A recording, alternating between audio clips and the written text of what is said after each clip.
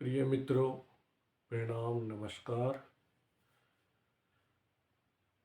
श्री कृष्ण के विवाह पर बहुत से महात्मागण सटीक जवाब नहीं दे पाते। वो भौतिक विवाहों की बात करते हैं। कुछ मुस्लिम युवा अनिरुद्ध आचार्य जी हैं, उनसे प्रश्न करते हैं कि 16,101 रानियों से श्री कृष्ण ने विवाह किया था। उनका मतलब ये होता है कि श्री कृष्ण भगवान नहीं थे, एक सांसारिक जीव थे। परंतु न तो हमारे आचार्यगण ही न महात्मागण ही उसका आध्यात्मिक पक्ष को बता नहीं पाते। वो भी स्वयं उस अनुभव से नहीं गुजरे हैं, इसलिए आध्यात्मिक पक्ष को जानते ही नहीं। अगर इसी प्रश्न को ओशो से पूछा जाता तो वो जरूर इसका सटीक उत्तर देते, और उन्होंने दिया भी होगा। मैंने पढ़ा नहीं है कहीं। आप किसी से प्रेम करते हैं जो हृदय से प्रेम हो, तो उसमें एक आनंद की अनुभूति होती है, और वो आनंद इस भौतिक सेक्स से कई गुना ऊंचा होता है। तो जो संसारी जीव होते हैं उन्हें तो प्राय 98% लोगों को सेक्स ही पसंद होता है, और वो इसी स्तर पर जीते हैं। उन्हें पता ही नहीं होता कि इससे ऊपर भी परम आनंद है। जो सेक्स पहली सीढ़ी तो हो सकता है, परंतु अंतिम सीढ़ी ये कभी नहीं हो सकता। तो भौतिक जगत में सभी संसारी जीव पहली सीढ़ी पर ही जीते हैं, क्योंकि उनका मूलाधार चक्र ही एक्टिव रहता है। परंतु जो योगी हैं, भक्त हैं, ईश्वर की आराधना में लगे हुए लोग हैं, चाहे वो मुसलमान हो, ईसाई हो, पारसी हो, बौद्ध हो, जैन हो, तो उनकी जो सेक्स की क्षमता है उसकी दिशा बदलने लगती है। यानी उनकी जो ऊर्जा है, जो काम में बाहर की तरफ निकल जाती थी, उन्होंने उसको रोक लिया। अब उसकी दिशा बदल गई। अब वो परम आनंद में रहते हैं, नाचते हैं, कूदते हैं, हंसते हैं, सबके साथ रहते हैं। स्त्रियों के ग्रुप में रहकर भी उनके अंदर काम भावना नहीं जागती। अगर कौल तंत्र को लोग जानते हैं, उन्होंने इस पर बहुत खोजबीन की है कि किस प्रकार से अपनी ऊर्जा को रोककर ब्रह्मरंध्र तक अपनी ऊर्जा को पहुंचाया जाए, जिससे परमानंद की उपलब्धि हो सके, मोक्ष की उपलब्धि हो सके। जो लोग भौतिक जीवन को जीते हैं उन्हें मोक्ष के नाम से, मुक्ति के नाम से भी भय लगता है। उनके हृदय में कपकपाई छूटने लगती है। लेकिन जो परमानंद को महसूस करता है, एक बार भी अगर उसने ध्यान में डुबकी लगाई है, तो उस व्यक्ति को भौतिक जीवन तुच्छ लगने लगता है। वो झाड़ में रहने पसंद करता है, महलों में रहना पसंद नहीं करता। उसे स्त्रियां फिर प्रिय नहीं रहती, क्योंकि उससे आत्म आनंद की अनुभूति होने के बाद दूसरे में कोई आनंद कभी महसूस नहीं होता। तो प्रिय मित्रों, श्री कृष्ण जो थे वो कोई आम आदमी नहीं थे। वो दैविक शक्तियों से पूरित स्वयं भगवान परम ब्रह्म थे, और हर समय ध्यान में मगन रहते थे। उनके गुरुजी के आश्रम से लेकर अन्यत्र जब तक उन्होंने जीवन को जिया, वो हमेशा ध्यान में डूबे रहे। और जो व्यक्ति इतना बड़ा ध्यानी हो, वो कामी हो सकता है। इतनी स्त्रियों के साथ भोग करने की पहले तो संभावना ही नहीं है। खुद सोचिए कि इतनी स्त्रियों से किस प्रकार से व्यक्ति संपर्क साध सकता है। ऐसी मूढ़ बातें करके ऐसी दैविक शक्ति के ऊपर लाछन लगाना छोड़िए, चाहे आप मुसलमान हैं चाहे हिंदू हैं। अगर आपको पता नहीं है तो उस विषय पर बोलिए ही मत। पहले पूरे विषय को समझिए, जानिए, और फिर यूट्यूबर बनकर बकवास करना शुरू कीजिए।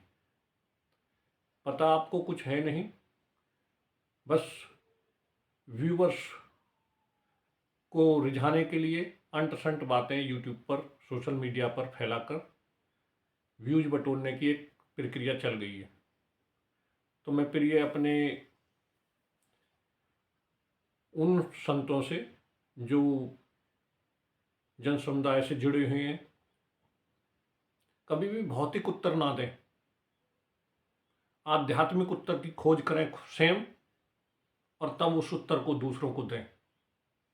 क्योंकि आपके ऐसे अनाप शनाप उत्तरों की वजह से ही लोग कन्फ्यूज्ड हैं कि भगवान श्री कृष्ण ने 16,000 स्त्रियों से विवाह किया था, वो उनके साथ रास करते थे। आप जानते हैं कि रास क्या होता है? आपने अनुभूति की है क्या रास की कभी? आचार्य नाम के पीछे लगा लगा कर कूदते फिर रहे हैं स्टेजों पर। रास एक आनंद की अनुभूति है, जहाँ केंद्र में वो महान आत्मा प्रभु है और सभी सखी स्वरूप आनंद रूप वो आत्माएं हैं, जिन्हें उनके संपर्क में आने से आनंद की अनुभूति होती है। वो इस लोक की बात नहीं है। जब आप गहरे ध्यान में डूबते हैं, समाधि की झलक आती है, तब आप उस परम आनंद की अनुभूति करते हैं, जहाँ से आप 10 घंटे भी उसमें रहें तब भी आपको क्षण भर का लगता है। आपको संगीत सुनाई देता है, आपको नई नई खुशबू आने लगती है,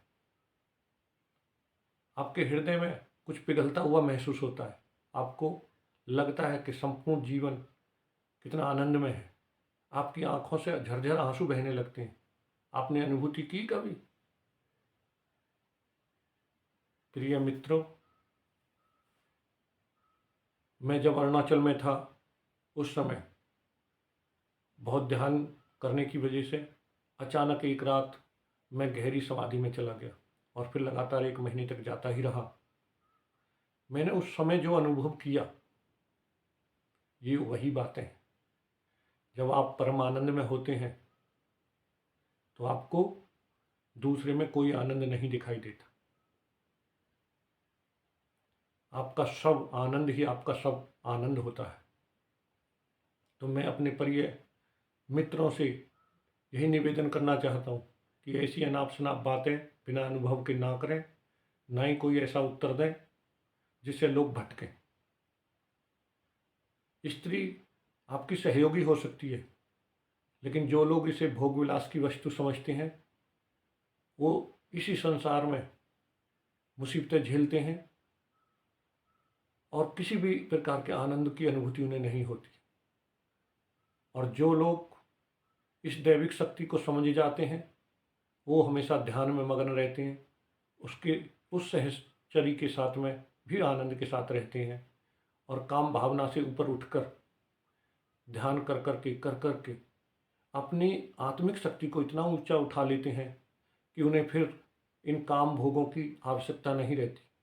अगर आप भौतिक रूप से इन्हें रोकने की कोशिश करेंगे तो काम भावना कभी नहीं रुकती। ये जब भी कोई मौका आएगा, ये आपको गिराने की पूरी कोशिश करती है। लेकिन मेरे प्रिय आत्मन, प्रिय आनंद अनुभूति के शीर्ष पर बैठे महात्मागण, इस बात को आप जानते हैं कि जब भी आप ऊपर के पायदानों में यात्रा करने लगते हैं, आपका ध्यान गहरा होने लगता है, तो तब आपके अंदर कोई काम भावना नहीं जागती। आप अगर कहीं ऐसे फंस भी जाते हैं तब भी आप फिसलते नहीं हैं। आध्यात्मिक जीवन में सबसे महत्वपूर्ण चीज़ यही है कि आप उस परम आनंद की तरफ धीरे धीरे बढ़ते जाएं और भौतिक क्रियाओं में रुचि कम लें। अगर आपका ध्यान गहरे होते जाएगा तब आप इतने शक्तिशाली हो जाते हैं कि ये तुच्छ चीज़ें आपको कभी फिसलने का मौका नहीं देती, ना ही गिरने देती हैं। अगर कोई महात्मा, कोई व्यक्ति फिसलता है तो समझना उसका प्रारब्ध कहीं शेष था जिसे भोगना उसके लिए जरूरी है। लेकिन अगर वो बुद्धिमान है तो वो निश्चय ही फिर से उठेगा और अपनी गलतियों को समझते हुए दोबारा ऐसे कदम नहीं उठाएगा। तो प्रिय मित्रों, कोई भी संत, महात्मा, योगी जिन्होंने परमानंद की अनुभूति की है, उनके लिए काम महत्वपूर्ण नहीं है।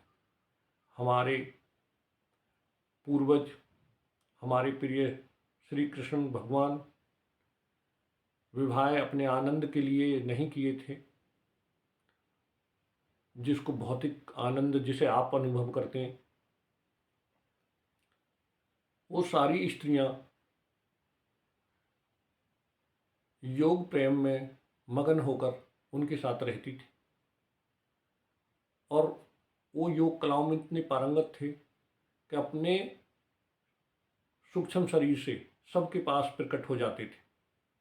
सबको लगता था मेरे कृष्ण हैं, मेरे पुत्र हैं, मेरे भाई हैं, मेरे बंधु हैं, मेरे ईश्वर हैं, और वो सबके पास दिखाई देते थे। जो महायोगी हैं, सिद्ध महात्मा हैं, आज वो भी ऐसी क्रियाओं को करने में सक्षम हैं जो गुप्त रूप से हमारे आसपास रहते हैं। अगर आप भी वर्षों तक ध्यान करते रहें, आपके अंदर भी ऐसी शक्तियाँ उत्पन्न होने लगती हैं, बशर्ते आप उनको संभाल सकें और निरंतर ध्यान में डूबे रहें। तो दिव्यता आने लगती है, आपको त्रिकाल का ज्ञान होने लगता है, दिव्य शक्तियाँ आपसे संबंध रखने लगती हैं और उस परमानंद की स्थिति में, जिसको स्थित प्रज्ञ कहा गया है गीता के अंदर, अगर उस अवस्था में आप रह पाते हैं तो निश्चय ही आप भी महायोगी हो गए, आप भी परमानंद के साक्षी हो गए। तो प्रिय मित्रों, कहने का मेरा मात्र यही तात्पर्य था, किसी के ऊपर आक्षेप लगाने से, ऐसे उल्टे सीधे प्रश्न करने से पहले कुछ अनुभव करें और उसके बाद ही कोई प्रश्न खड़ा करें। न तो हिंदू, न कोई मुसलमान, न कोई ईसाई, न पारसी, न बौद्ध, न जैन, जितने मूढ़मती हैं जो भौतिक जीवन को ही जानते हैं, आध्यात्मिक जीवन का कोई अनुभव नहीं है, वही ऐसे प्रश्न करते हैं।